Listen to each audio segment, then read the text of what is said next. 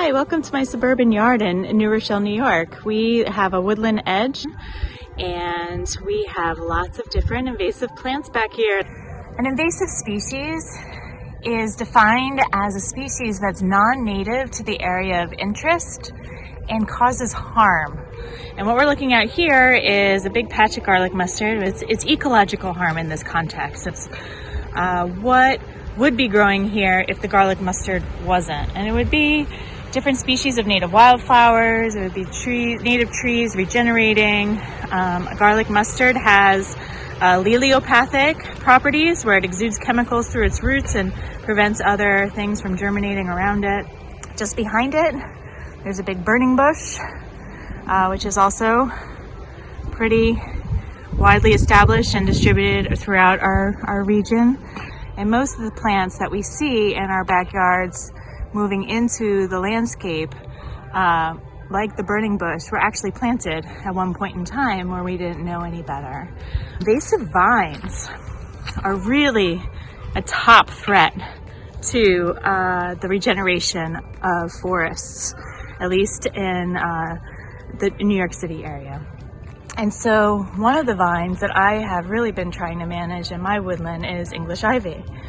This is a species that we have seen really growing and exploding in the southern part of New York.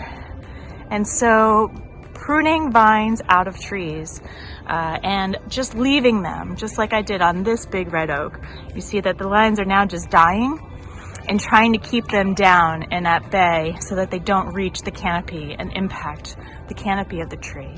You don't want to pull the dead roots off the tree because that could actually further wound the tree by tearing off bark.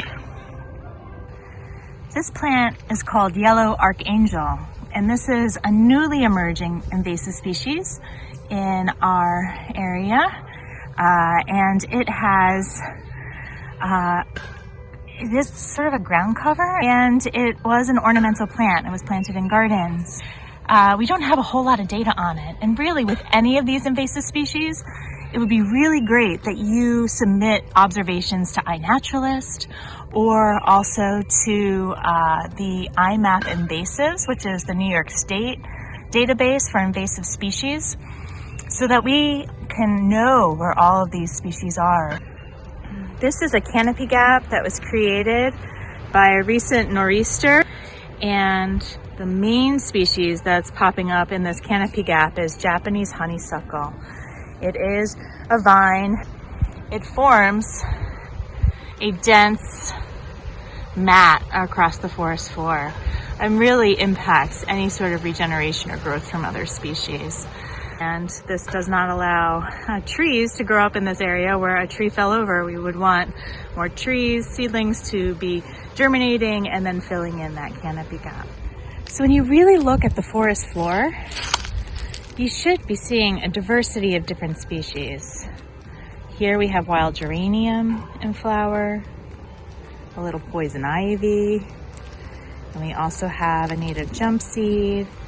In this area, we also have white wood aster and geum.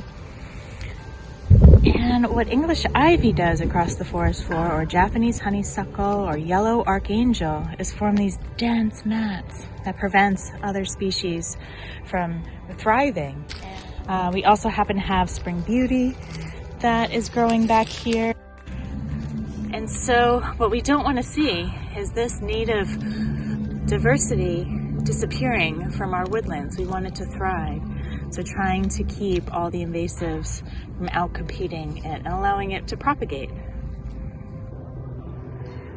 Oriental bittersweet is another that really thrives in our woodlands. And there it is growing up, a young ash tree. This is one vine species that actually does well if you just repeatedly cut it back. Really, if you could do it at least once a season. But it really does smother and completely take out the tops of this young sapling, and it cannot become a forest, a healthy forest tree, if it's all bent over and it doesn't have good structure, or it ultimately could be torn down by a really heavy old vine. Other vines that do this in our region are the porcelain berry That's really, really aggressive vine. And repeated cutting is one method, but the roots on those are really intense. And so if you work with a licensed pesticide applicator, they can also do a cut stump treatment where they just apply a chemical to the stump, and often you need repeated treatments on porcelain berry. One final vine we have in our backyard here, where it's more of a climbing shrub, is multiflora rose. And multiflora rose can sort of form these brambles and climb up into trees in really dense thickets. But fortunately, it does respond well to cutting it back and digging out the roots. Wherever I am working along my edge, I'm always trying to incorporate natives. So this is Pacra aria, a really great ground cover and beautiful yellow flowers in early spring.